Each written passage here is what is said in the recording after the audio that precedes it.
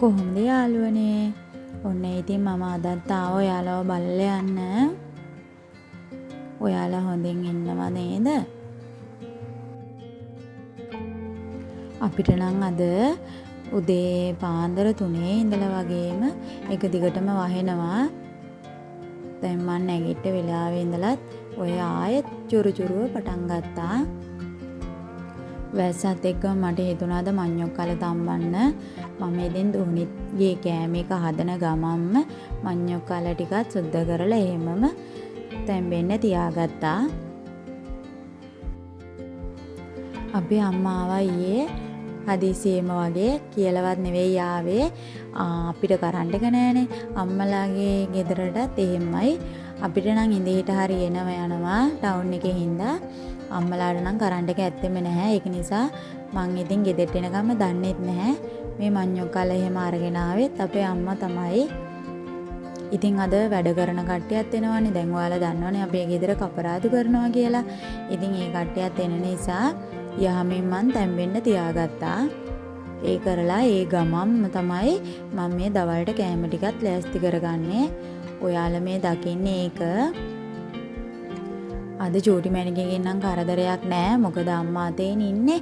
ඉතින් මං දඩි බිඩි ගාලා ඉක්මනට මගේ වැඩ ටික කරගන්නවා. මම ටවුමට ගිහිල්ලා එනකොට අඩුවට එළවලු තිබුණා. මම මේ සුද්ධ කරන ලුණු කිලෝ 2ම ගත්තේ රුපියල් 150කට වගේ. ඉතින් පොඩ්ඩක් තෙත ගතිය නම් තිබුණා. සවුතු 2 3කුත් තිබුණ නැත්තේ නැහැ. මම ඉතින් ගෙදර ගෙනල්ලා චුට්ටක් ඒ ලුණු ටික පොහොර බෑග් එකක තුනි අතේ දාලා තිබුණේ. දැන් ඉතින් පොතු වේලිලා නිසා මම මේ සුද්ධ කරන්න ගත්තා. මම ඔක්කොම සුද්ධ කරලා ෆ්‍රිජ් එකේ දාගෙන තමයි කොහොමත් ලුණු තියාගන්නේ. ආයේ කැරට් ලීස් ගෝවා තිබුණා. ඔක්කොම කිලෝ එක 100 ගානේ. ඉතින් මම යහමින් ගෙනාවා. මොකද දැන් ගෙදර වැඩක් තියෙනවානේ. ඒක නිසා නැතත් දැන් වැස්ස නිසා මේ එළවලු ගොඩාක් ගණන්. දැන් ඊටම දැන් ආයේ මේ මුණ නිසා ඉතින් වගා කරන කට්ටියට ගොඩාක් පාළු වුණානේ. දැන් ඒක නිසා කොහොමත් එළවලු ගණන්. මං වෙලාවට ඉතින් ගෙදර අරගෙන ආවේ දවස් ටිකේ. මම මේ දැන් සුද්ධ කරලා මේ ඔක්කොම එකවර අම්මත් ඉන්න නිසා ෆ්‍රිජ් එකේ දාගන්න හදන්නේ. මම සාමාන්‍යයෙන් එළවලු තියාගන්න පුළුවන් ඒවා ওই විදිහට තොග වශයෙන් හම්බුනොත් එහෙම අරගෙන එන්නේ. ඒකල මම පරිස්සමට ගොඩක් කල් ෆ්‍රිජ් එකේ තියාගෙන තමයි කෑමට ගන්නෙ. ඊටම මම ගොඩාක් වියදම් කරලා ඉතින් සුපෝභෝගී තැන් වලින්ම නම් එළවලු ගන්නෙ නැහැ. මට හිතට හොඳයි කියලා හිතෙන තැන් වලින් අඩුවට තියෙන තැන් වලින් තමයි මම එළවලු ගන්නෙ. මම මේ ලුණු උනත් ගත්තේ ගෙඩි චූටිින්දා. එතකොට මට ලේසි. මං එළවලුවකට එක ලුණු ගෙඩිය ගානේ වගේ දාන්නේ. ඔයාලා මේ දකින්නේ අපේ ගෙදර මේ දැන් ටික වෙලාවකට එකතු වුණ රොඩු ටික. මං සාමාන්‍යයෙන් මේ රොඩු නම් විසි කරනවා ගොඩාක් අඩුයි. ඒ කියන්නේ පෙළවලට එහෙම තමයි මං දාන්නේ. මේ පොල් කටු නම් මම කොහොමදවත් විසි කරන්නේ නැහැ. පොල් කටු මම ලිපේ දාන්න ගන්නවා. ඊටම මම මේ පහන තියෙනකොට දුම් අල්ලනවානේ. ඒවටත් කුඩු කරලා ගන්නවා. ඔයාලා ගෙවල් වල පොල් කටු එහෙම ගොඩක් තියෙනවා නම් ඇත්තටම විසි කරන්න එපා. ඒවා දැන් එකතු කරන්න වාහන වලින් පවා එනවානේ.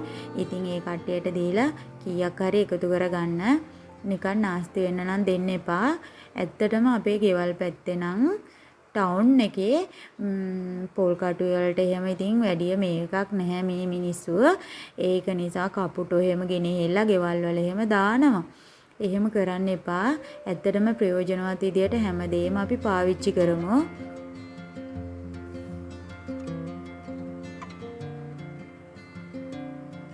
අපේ මහගෙදර නම් පොල් කටු ගොඩ එකතු වෙනවා. අපේ අම්මා නම් ඒව එකතු කරලා ඉවර වෙලා ලොරි වලට තමයි දෙන්නේ. ලොකු ගණන් හම්බෙන්නේ නැහැ ඇත්ත කියන්න ඕනේ. ඒකෙන් චූටි ලාභයක් තමයි තියෙන්නේ. ඒත් කොහොමත් විසි කරන එකේ අපේ පැත්තේ නම් ඉතින් ලොරි වලට එකතු කරලා දෙනවා. ඔයාලා මේ දකින්නේ මම පහන තියනකොට දුම් අල්ලනවනේ. එතකොට දුම් අල්ලන්න පොඩි පොඩිවට ওই විදිහට පොල් කටු කුඩු කරලා මම තියාගෙන ඉන්නේ. එතකොට මට දුම් අල්ලන්න පාවිච්චි කරන්න ලේසියි. ඇත්තටම මට ඔයාලට කියන්න ඕනේ අපි ඉතින් මහා පරිමාණයෙන් ඉතින් පොහොසත් මිනිස්සු නෙවෙයිනේ. අපි පොඩි පොඩි දේවල් වලින් හරි රුපියල හරි නොදුනගත්තම එකතු කරගන්න උපාය මාර්ගවල යොදා ගන්න ඕනේ. ඒ විදිහට තමයි මම නම් කැමතිත්. මං ආශ්‍රය කරන්න කැමති මිනිස්සුත් එහෙමයි. අපිට දෙයක් ඉගෙන ගන්න පුළුවන් නම් කවුරු වුණත් ලොකු පොඩි වුණත් කමක් නැහැ. පොඩි දෙයක් වුණත් කමක් නැහැ. අපිට වටිනවා නම් අපි ඒවා හැම දෙයක්ම අපේ ජීවිතේට ගන්න ඕනි. මේ වගේම තමයි ගෙවල් වල ප්ලාස්ටික් බෝතල් තියෙන්නේ.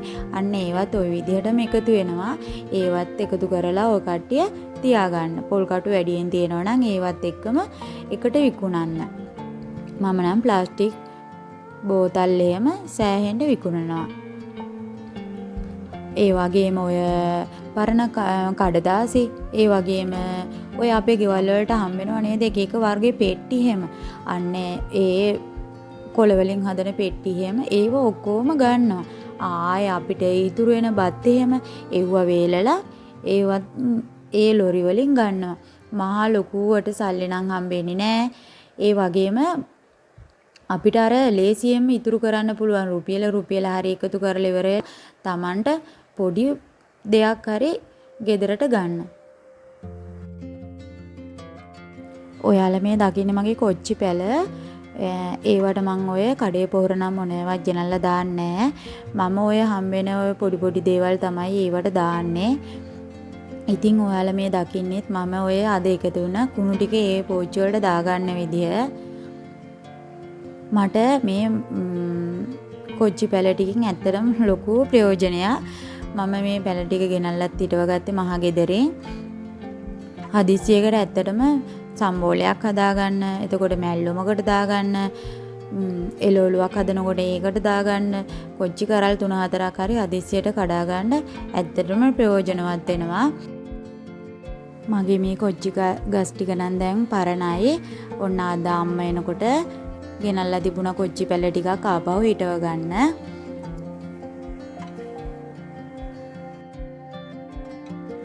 ඊටම අමාරුවෙන් හරි අපි මෙහෙම ගහකින් මොනා හරි පළදාවක් නෙලලා අපි හදලා කනකොට ඒකේ තියෙන සතුට නම් කියලා ඉවරයක් කරන්න බෑ. ඔන්න අපිට දැන් නම් අවුව ටිකක් වැටිලා තියෙන්නේ. ඔයාලට පේනවත් ඇති ඉරෙලිය.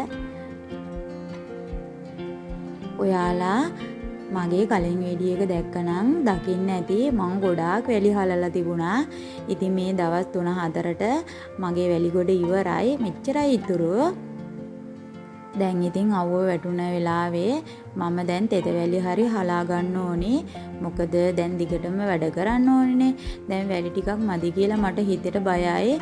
දැන් මම තෙත වැලි මේ විදිහට ටික ටික හිමීට හලා ගන්නවා.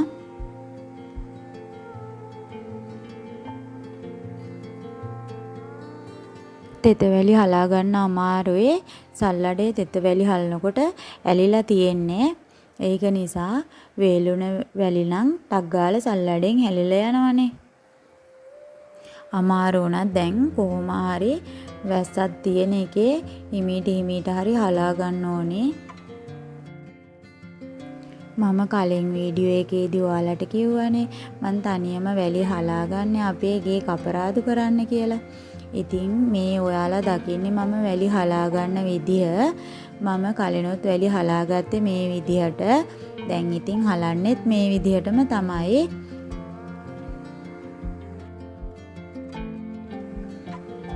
අපි ඉතින් පොඩි පොඩිවට හරි ඇඟ වෙහෙසලා වැඩක් කරලා ඉවර වෙලා ලක් හරි ඉතුරු කරගන්න අපි කොහොම හරි උත්සාහ කරන්න ඕනේ. ඒක තමයි ඊටම අපි කාන්තාවන් විදියට කරන්නත් ඕනි මම නම් හිතන්නේ. බැරි දේවලුත් තියෙනවා. ඒත් අපිට පුළුවන් දේ අපි පුළුවන් විදියට උපරිමයෙන්ම දායකත්වයේ දාලා අපි කරගන්න ඕනේ. මං හිතනවා ඔයාලටත් මේක පුළුවන් වෙයි කියලා. අපේ රටේ මේ විදියට මහන්සි වෙන කාන්තාවන් සෑහෙන්න ඉන්නවා නැත්තේ නැහැ. මම නම් ඒ වගේ කාන්තාවන් ආශ්‍රය කරන්න උනත් කැමතියි. මොකද අපි එයාලත් එක්ක හිටියම අපි නොදැනීම වුණත් අපේ හිතට ශක්තියක් එනවා. මමත් මෙහෙම කරන්න ඕනි කියලා. මට නම් ඒ වගේ මිනිස්සු ගොඩාක් හම්බ වෙනවා නම් මං ඇත්තටම කැමතියි. මම හිතනවා මම මෙහෙම වැඩ කරාම මගේ මුදලුත් ඉතුරුයි, මගේ ශරීර සෞඛ්‍යයටත් හොඳයි. ඒ වගේම මගේ මහත්තයාටත් මම නොදැනුවත්වම හරි හයියක් එනවා. මේවා දැක්කහම මගේ දරුවොත් මේ විදියට කොහොම හරි වැඩ කරයි. අපෙන් වෙන්න ඕනේ ඒ දේවල් තමයි මම නම් හිතන්නේ. වෙලාව ගියා ගොඩක් දන්නේම නැහැ. මම ආයෙත් ඔයාලව බලන්න එන්නම්. මං එනකන් ඔයාලා හැමෝම සතුටින් පරිස්සමින් ආදරෙන් ඉන්න. ඔයාලා හැමෝටම බුදු සරණයි.